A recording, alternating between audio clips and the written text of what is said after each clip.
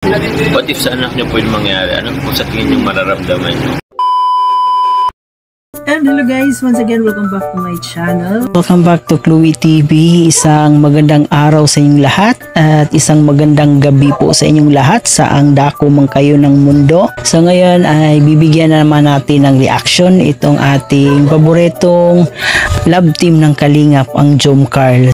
Base sa ating title dyan, Jomar nagbigay ng kaniyang mensahe para dito kay Carla at kay Nanay Cynthia. Kasi nga nitong mga nakaraang araw, talagang sobra ang pambabash kay Carla dahil sa hindi niya pag-ati ng ELM ball. And yun nga, hanggang ngayon marami pa rin tayong nababasa sa Facebook, sa mga comment section. Kasi nga sabi ng iba, nag-iinarte daw itong si Carla kaya hindi umati ng ELM ball kasi hindi daw nagustuhan yung kanyang susuotin.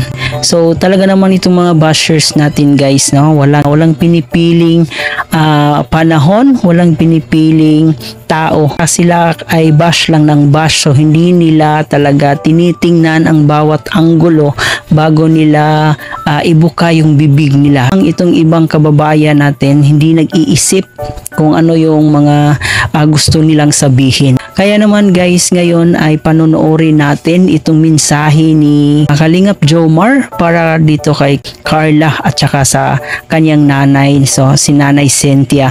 Kasi isa din po si Nanay Cynthia na talagang naapektuhan sa pangyayari na to, kasi sino ba namang ina ang makatiis sa kanyang anak dahil nga dito sa pangbabas na natanggap ni Carla ngayon. And syempre bago tayo magpatuloy, kung di nyo pa na-subscribe ang ating channel at kung gusto mo ng ganitong klaseng reaction video, huwag kalimutang i-subscribe, pindutin natin ang ating subscribe button, baka naman at isama nyo na rin po ang ating notification bell para mas updated po kayo sa ating mga gagawing reaction video dito. Huwag natin kalimutan, palagi po nating suportahan ng pinakaama ng Kalingap, si Kuya Bal Santos Matubang, si Ate Edna Vlog, si Kalingap Rab, at syempre si Jack Matubang. Suportahan din po natin ang ating mga keyboys, Kalingap partners at ang ating mga charity vloggers sa Pilipinas.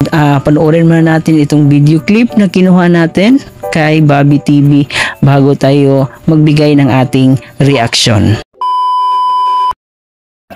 Ito naman, message mo naman kay, anong mensahe mo, opinion mo doon sa mga nambabas kay Carla na hindi dumating.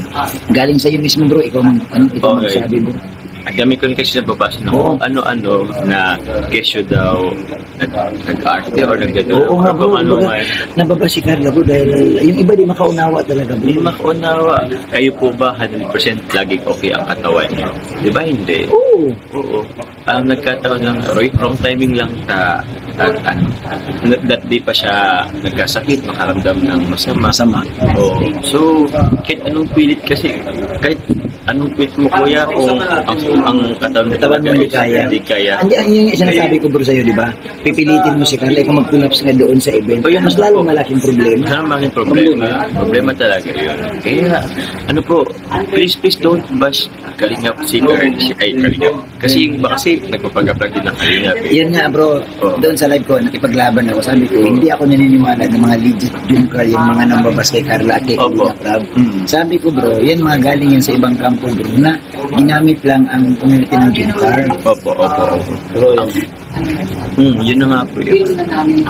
Mga hindi naman totally legit po yung kakaano lang din kasi meron ding mga nagda-direct message kay Carla. Ganun? Opo, alam ko yan kuya. So sana bro, huwag naman nila ganun kasi siguro naman may mga anak din sila. What if kung sa anak nila mangyari? Opo. What if sa anak niyo po yung mangyari? Ano po sa tingin yung mararamdaman niyo? Kaya yung nakita ko, nag-post si Tita Cynthia. Kaya Jim nag-post ko yan. Alam mo bro, normal yan bro sa nanay bro. Kasi anak din si Carla eh. Alam mo nanay ka, wala kang gagawing action, wala kang gagawing. Kumbaga bro, una bro, bibihira ko si Carla makakasama. Tapos, ibabash pa nila. Siguro, sabi ko nga, kung yung ibang nanay, baka nagwala siguro. Opo. Kaya, yung naramdaman nila na Cynthia yun, valid po yun. Bilang isang ina, wala siyang pakialam kung ano, basta ipagtatanggol niya yung anak niya. Kaya, yun, valid na valid yung kuya. Kaya po, please, huwag niya na pong bigyan ng magbigyan ng kahulugan. Opo, kasi yung sakit kasi or naramdaman natin, hindi natin malalaman, uy, mamaya magkakasakit ako, di ba? So, yun. Please, ano na lang, ang sana po, maintindihan nyo po at respeto nyo po ang mga changes na hindi naman namin pong hawak. Hindi po namin hawak po. So bro, message na lang kay Nanay Cynthia. Siguro nanonood si Nanay Cynthia. Message mo bro. Kay Nanay Cynthia po, Nanay Cynthia, paano po na ano po kayo? Opo, pagpasensyahan nyo na lang po yung mga narinig nyo kung kung mga fake news or ano po man, pambabash po. Naninira. Mga naninira, yun po is ano lang po talaga yan, kumbaga gumagawa sila ng paraan para ewan, baka ano lang yun, security lang yun. Message mo kay Carla. Kay Carla. Para naman mapapanatag lahat ng viewers. Wala, ano kaya? Kay Carla, ano lang, patuloy lang. Basta nandiyan ka lang nakasupport. Support lang naman po ako, kami po dito. Naintindihan namin kasi yung oras mo din naman. Siyempre, nag-aaral po yan. Bro, naranasan natin yan bro, nagpuyat. Oo, puyat. Tapos maglalaba pa. Lalaba pa, may mga pagdating sa ba. Maglilinis pa. So, yun, andito na naman kami. Tsaka, ano tawag niyan? Yun lang naman po yan. If you need something na dito lang naman tayo. Waiting lang kami if ever naman. Pero, So bro, message sa viewers, anong pwedeng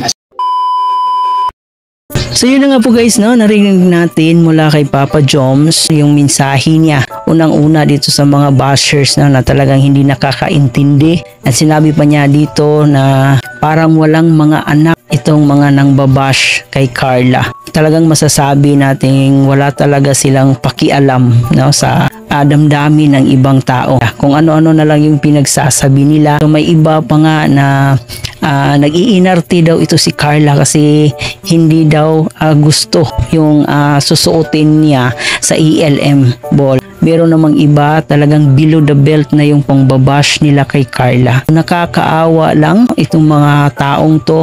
Talagang wala silang pakialam kung may masasaktan ba silang tao.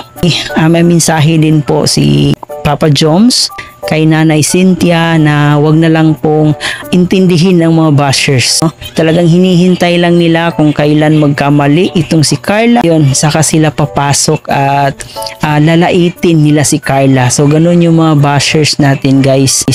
Masasabi talaga nating napaka-perfecto ng kanilang buhay. Parang mga walang pinag-aralan itong mga bashers ni Carla. At masasabi rin natin parang wala silang mga anak.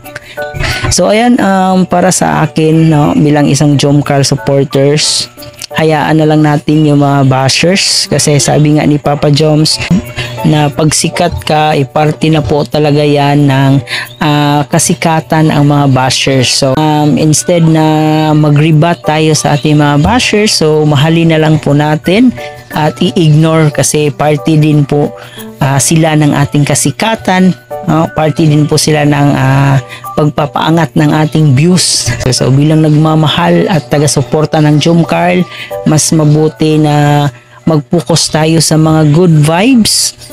At hanggang dito na lang ang ating reaction video. Sana nag-enjoy kayo. Please don't forget to subscribe to my channel at isama nyo na rin po ang ating notification bell. So yun lang po guys ang ating update ngayon about sa Jomcar. So ito nga po pala si Chloe TV. Marami pong salamat.